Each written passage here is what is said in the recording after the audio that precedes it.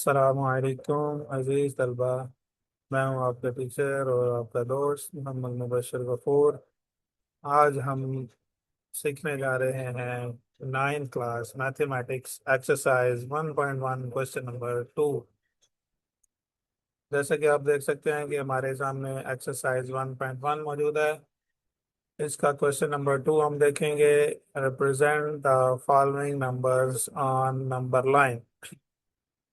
इसमें हमारे पास total 6 questions हैं जिन रैशनल और इर्रेशनल नंबर्स को हमने नंबर लाइन के ऊपर रिप्रेजेंट करना है। तो आइए हम इनको बारी बारी रिप्रेजेंट करके देखते हैं कि इन सारे नंबर्स की नंबर लाइन कैसे बनेगी।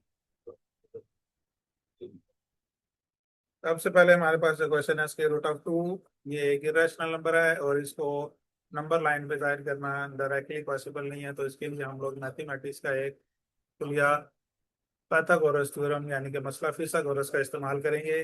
Pythagoras theorem right angle triangle के ऊपर अप्लाई होता है और इसके मुताबिक राइट एंगल ट्राइंगल का जो हाइपोटेन्यूज का स्क्वायर होता है वो base square plus perpendicular square के इक्वल होता है। तो हमारे पास जो नंबर है स्क्वायर रूट ऑफ 2, इसको हम लोगों ने ट्राइंगल की राइट एंगल ट्राइंगल की बेस और परपेंडिकुलर दो हिस्सों में तकसीम करना है। तो हम लोग इसको कैसे करेंगे?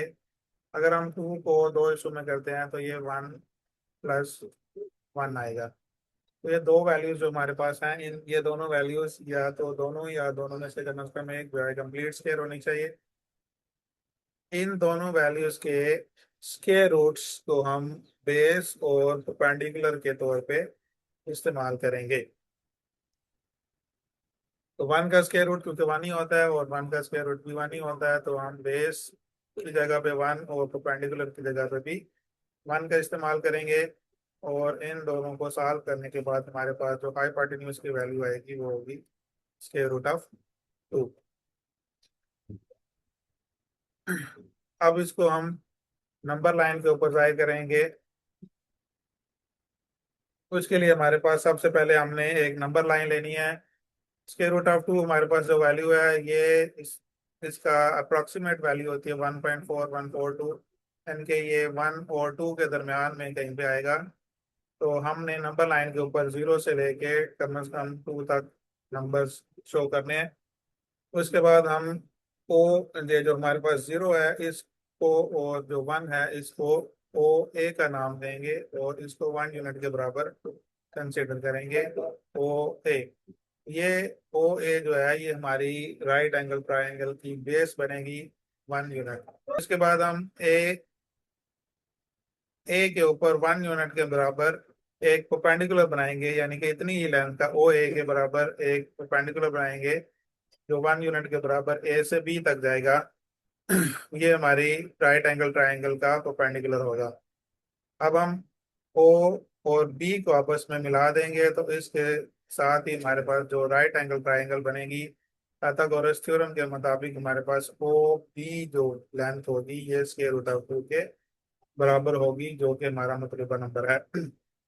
इस नंबर को हमने नंबर लाइन के ऊपर शो करने के लिए क्या करेंगे कि पुरकार का इस्तेमाल करते हुए हम ओ बी के मुताबिक बराबर पुरकार खोलेंगे और एक कोस लगाते हुए नंबर लाइन को पॉइंट सी के ऊपर कट करेंगे। तो ये जो पॉइंट सी के ऊपर कट हुआ है ये हमारा मतलूबा नंबर है और ये देखें ये 1 के करीब है।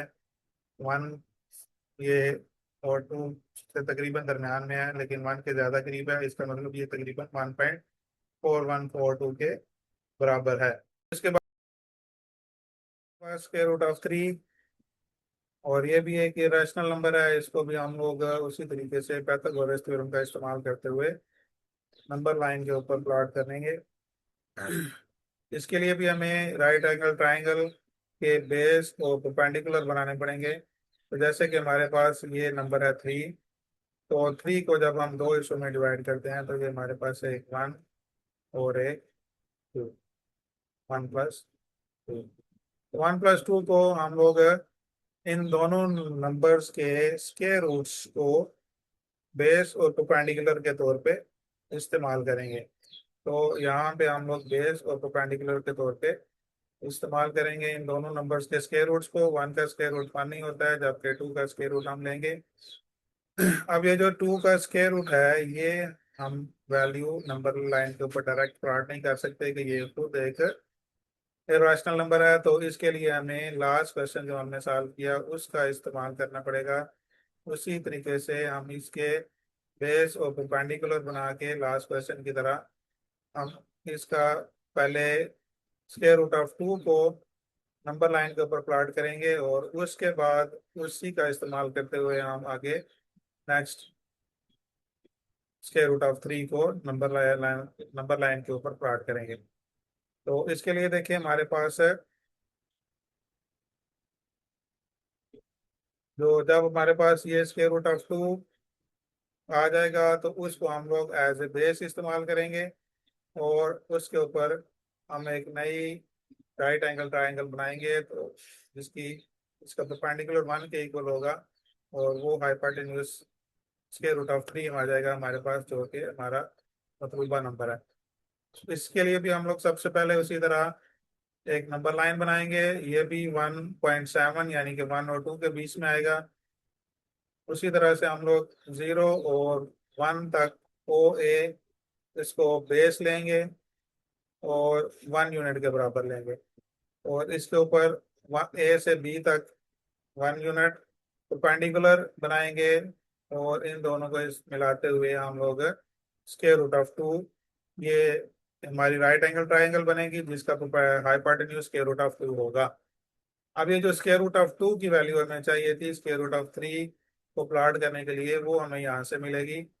इस स्क्वायर रूट ऑफ टू की जो वैल्यू है इसको हम लोग एज ए बेस इस्तेमाल करते हुए, मतलब आप ये नीचे वाली जो ट्राइंगल हमारे पास है इसको हम लोग छोड़ देंगे, और ओ बी को हम लोग एज ए बेस इस्तेमाल करेंगे, और इसके ऊपर हम लोग बी की मदद से बी से सी तक वन यूनिट जो है ये 90 डिग्री का एंगल बनाएंगे, यानी कि परपेंडिकुलर बनाएंगे। अब बी जो हमारे पास बेस बन गई इस नई ट्राइंगल की, और बी सी इस नई ट्राइंगल का परपेंडिकुलर आ गया। ओ को सी से मिलाएंगे तो हमारे पास एक नई ट्राइंगल बन जाएगी, और फिसागोरस मसला फिसागोरस के मुताबिक हमारे पास इसका हाइपोटेन्यूज जो है वो स्क्वायर रूट ऑफ थ्री के बराबर आएगा। अब ये स्क्वायर रूट ऑफ थ्री के बराबर हमारे पास आया है, इसको ओ सी। तो उसी तरह से हम लोग गुणकार का इस्तेमाल करेंगे। ओ के ऊपर गुणकार रखेंगे और सी तक खोलेंगे, और एक कोस लगाएंगे जो कि हमारी नंबर लाइन को पॉइंट डी के ऊपर आके कट करेगी। ओ सी गुणकार खोल के एक कोस लगाएंगे जो डी पे आके इसको कट करेगी, और ये डी जो है ये हमारा मतलूबा नंबर है, यानी कि स्क्वायर रूट ऑफ थ्री ये हम लोगों ने नंबर लाइन के ऊपर शो कर दिया। ये आप देखें वन और टू के दरमियान में, और ये टू से ज्यादा नजदीक है, इसका मतलब है कि ये 1.7 तरीके के बराबर है। बी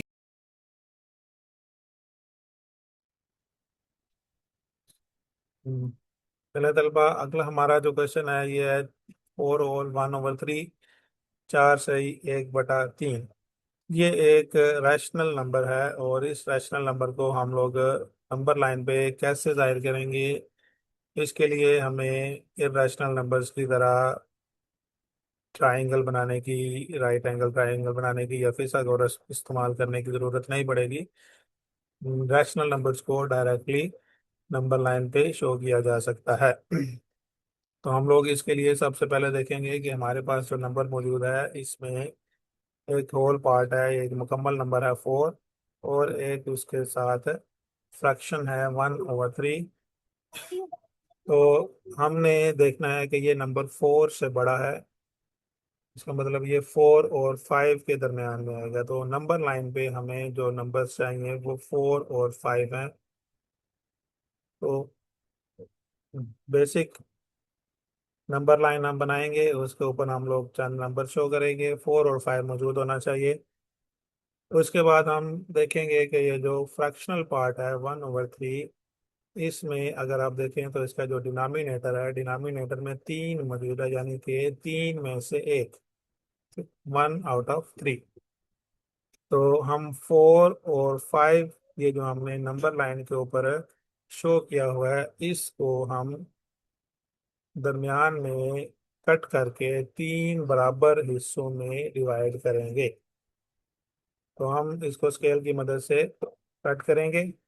तो जैसे ही हम दरमियान में 2 निशान लगाएंगे तो इसके टोटल 3 पार्ट्स बन जाएंगे, 1, 2 और 3।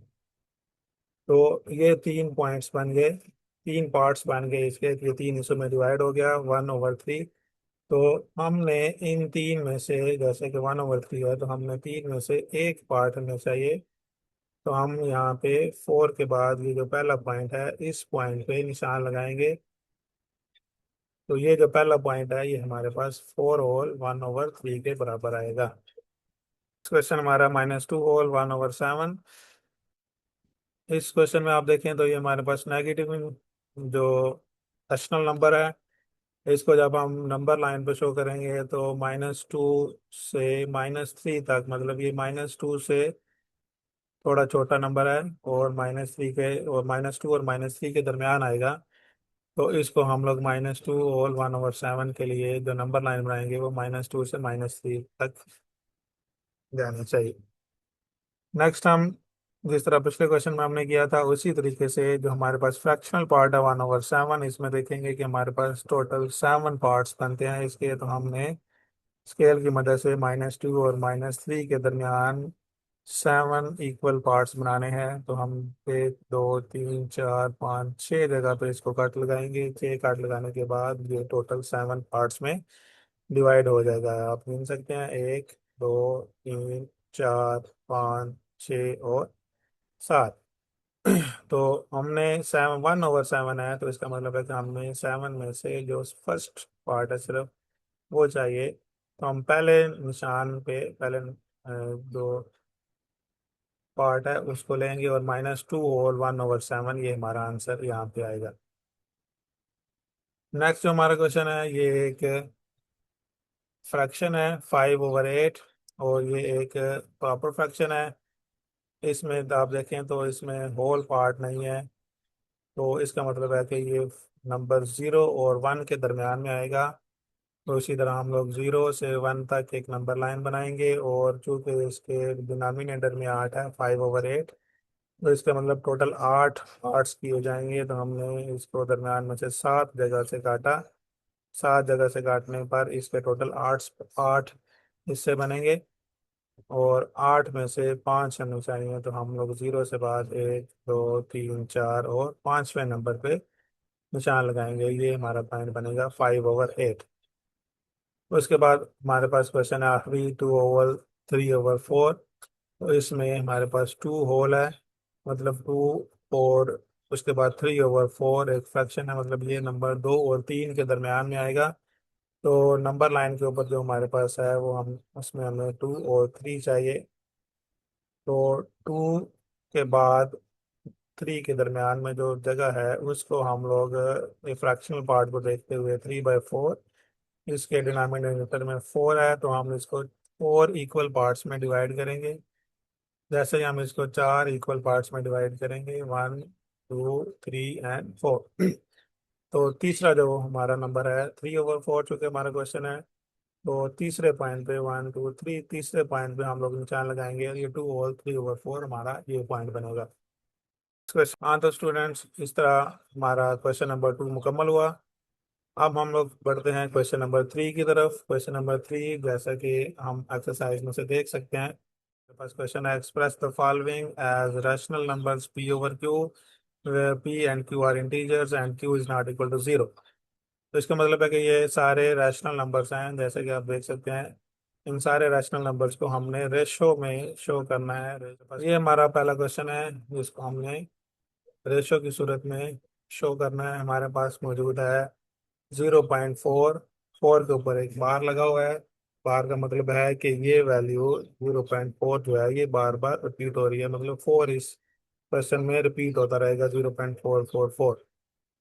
तो हम इस चलें, इस जो 0.444 है, इसको हम लोग एक्स के इक्वल सपोज कर लेते हैं। जैसे ही हम इसको एक्स के इक्वल सपोज करते हैं, तो ये हमारी एक क्वेश्चन बन जाएगी, जिसको हम क्वेश्चन नंबर 1 कहते हैं। उसके बाद हमारे पास दो क्या है कि हम इस पहली इक्वेशन को 10 से मल्टीप्लाई करते हैं। उसमें देखेंगे हमारे पास क्वेश्चन में बार के नीचे एक नंबर है, ठीक है। तो ये एक वैल्यू रिपीट हो गया, इसलिए हम यहाँ पे एक जीरो का इस्तेमाल करेंगे। हमने इस पहली पूरी इक्वेशन को 10 से मल्टीप्लाई कर दिया, जिसकी वजह से ये x जो है ये 10x हो गया, और ये 0.444 ये 4.444 एंड सो ऑन में तब्दील हो गया। इसको हम लोग इक्वेशन नंबर 2 का नाम देंगे। उसके बाद हमने क्या करना है कि ये जो हमारे पास इक्वेशन नंबर 1 है, इसको इक्वेशन को हमने इक्वेशन नंबर 2 में से माइनस कर देना है, सब्ट्रैक्ट इक्वेशन 1 फ्रॉम इक्वेशन 2। तो 10x माइनस एक्स करेंगे, 10x माइनस एक्स, और 4.444 माइनस 0.444। जैसे ही हम 10x माइनस एक्स करेंगे तो ये हमारे पास 9x रह जाएगा, और 4.44 में से 0.44 माइनस करेंगे तो ये देखिए पॉइंट के बाद वाला हिस्सा इन दोनों में सेम है, तो ये कैंसिल हो जाएगा, और 4 माइनस 0 हमारे पास आंसर 4 आ जाएगा। अब हमारे पास 9x इज इक्वल टू 4 है, दोनों साइडों पे 9 से डिवाइड करेंगे, तो 9 जो है वो दूसरी साइड पे हमारे पास 4/9 हो जाएगा, x बराबर 4/9। अब x हमारे पास चूंकि हमने यहाँ पे सपोज किया हुआ था 0.444 मीन 0.4 बार, तो ये जो हमारा क्वेश्चन है ये आखिर पे 4/9 के इक्वल आएगा, और इसको हम लोग इस रेशो के सूरत में 4/9 लिख सकते हैं। नेक्स्ट हमारे पास क्वेश्चन है 0.3737 के ऊपर बार है। इसका मतलब है कि यहाँ पे दो वैल्यूज बार बार रिपीट होंगी, 37। तो ये 0.37373737 इस तरह रिपीट होता जाएगा। तो उसी तरह से हम लोग पिछले क्वेश्चन की तरह इसको भी x के इक्वल सपोज करते हैं, और अब यहाँ पे देखें कि बार के नीचे दो वैल्यूज हैं, मतलब दो वैल्यूज बार बार रिपीट होंगी। तो हम लोग यहाँ पे 10 से मल्टीप्लाई करने के बजाय दो जीरो लगाएंगे, मतलब 100 से मल्टीप्लाई करेंगे। जैसे ही हम इसको 100 से मल्टीप्लाई करेंगे तो ये एक्स की जगह पे 100x हो जाएगा, और ये 37 बन जाएगा, और 37.3737। अब हम इन दो इक्वेशंस को उसी तरह ही पहले तरीके की तरह इक्वेशन 1 को इक्वेशन 2 में से माइनस करेंगे, तो 100x माइनस एक्स ये 99 हो जाएगा, 99x। और जब इन दोनों वैल्यूज को हम लोग माइनस करेंगे तो हमारे पास वैल्यू बच जाएगी 37। अब 37 और 99x दोनों इक्वल हैं, तो हम लोग दोनों साइडों पे 99 पे डिवाइड करेंगे, तो 99x का 99 कैंसिल हो जाएगा और x रह जाएगा, और इस साइड पे 37 डिवाइडेड बाई 99 आ जाएगा। तो इसका मतलब है कि ये 0.37 जो हमारे पास क्वेश्चन है ये इक्वल टू 37.99 के इक्वल आएगा। इसी तरह हमारे पास नेक्स्ट क्वेश्चन है 0.21, 21 के ऊपर बार है, और ये 2121 रिपीट होगा। तो पिछले क्वेश्चन की तरह से हम लोग इसको एक्स की तरह इक्वल सपोज करेंगे, और यहाँ पे चूंकि दो वैल्यूज रिपीट हो रही हैं तो हम लोग यहाँ पे 100 से मल्टीप्लाई करेंगे। 100 से मल्टीप्लाई करने के बाद ये 100x और 21.2121x आएगा। 100x माइनस एक्स जब हम करेंगे तो ये 99 आ जाएगा, और इक्वल्स टू इन दोनों वैल्यूज को माइनस करने में हमारे पास 21 आ जाएगा। 99 पे डिवाइड करने के बाद एक्स टू 21/99 रह जाएगा, और हमारा आंसर आ जाएगा 21/99। अब ये हमारे पास चूंकि यहाँ पे हमने 100 से मल्टीप्लाई क्यों किया, तो देखें कि यहाँ पे हमारे पास जो जीरो है, जीरो के बाद 2121 दो वैल्यूज रिपीट हो रही हैं। अगर हम सिर्फ 10 से मल्टीप्लाई करते हैं तो हमारे पास ये 2 जो है ये पॉइंट से पहले आ जाता, तो ये बन जाता 2.12112।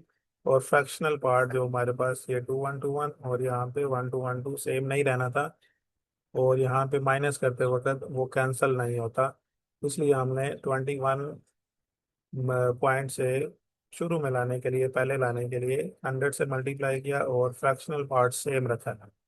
जैसे हमारा फ्रैक्शनल पार्ट सेम होगा 2121, इधर भी 2121, तो जब माइनस करेंगे तो ये आपस में कैंसिल हो जाएगा, और फ्रैक्शन खत्म हो जाएगी, डेसिमल खत्म हो जाएगा। तो ये हमारे पास 21 जो है ये एक होल नंबर आ जाएगा, और हमें इसको रेशो में लिखने में आसानी होगी। इसी के साथ प्यारे तलबा, हमारा आज का आज की ये वीडियो हमारी ख़त्म होती है। दो सवाल हम लोगों ने करने की कोशिश की। अगर किसी किस्म का कोई इबहम, कोई डाउट आपके पास रह गया हो, किसी चीज़ की समझ ना आई हो, तो आप लोग इस वीडियो के कमेंट सेक्शन में अपने ख्यालात का इजहार करें और अपनी परेशानियां जो है वो हमारे साथ शेयर करें। हम लोग उसको दोबारा से आपके जो भी मसाइल हैं या जो भी आपकी चीज़ें समझ नहीं आई उसको दोबारा आपको समझाने की कोशिश करेंगे। शुक्रिया, वस्सलाम।